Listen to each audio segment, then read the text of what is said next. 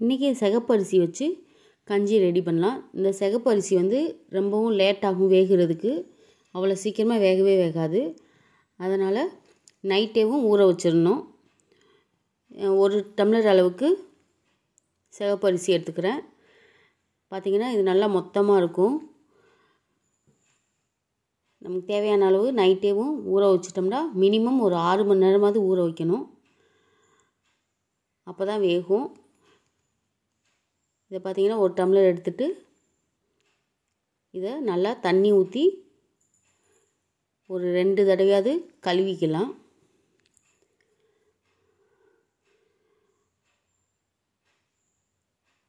இதில் இருக்க தூசி இதெல்லாம் இருந்தாலும் அப்படியே 2-3 தடவை கழுவி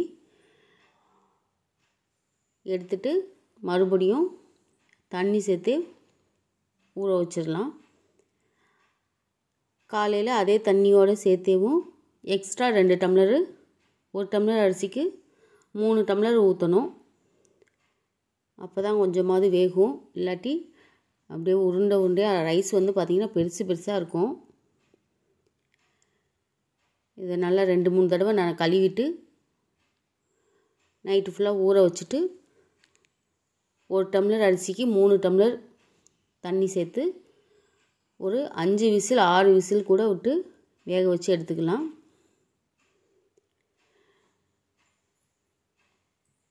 ஒரு சிலர் இந்த முழுசாக சாப்பிட்றதுக்கு இதாக இருந்தாலும் இதை மிக்சியில் போட்டு கொஞ்சம் கொரப்பாக அடிச்சுட்டு அதை கூட ஊற வச்சு இது பண்ணும்போது சீக்கிரமாக வெந்துடும்.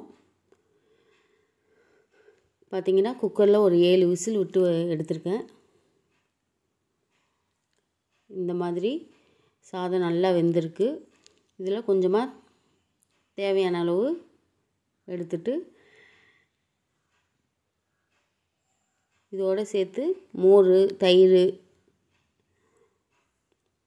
சேர்த்து கிளறிக்கலாம். நம்ம சின்ன வெங்காயம் பொடிசாக கட் பண்ணது, ஒரு பச்சை மிளகாய் சேர்த்துக்கிறேன். இதோட தயிர் கொஞ்சமாக ஒரு 4 ஸ்பூன் அளவுக்கு சேர்த்துக்கிறேன். இது நல்லா மிக்ஸ் பண்ணிவிட்டு கொஞ்சமாக தேவையான அளவு தண்ணி சேர்த்து இதை நல்லா மிக்ஸ் பண்ணிவிட்டு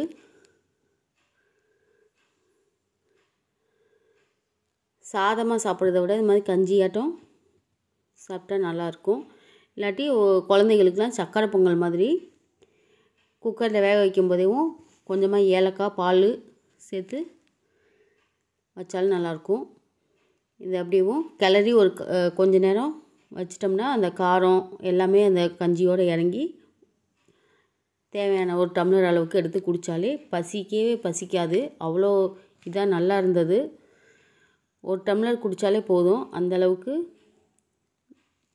நல்லாவும் இருந்தது. நீங்களும் இது போல் ட்ரை பண்ணி பாருங்கள் ஒரு தடவையாவது.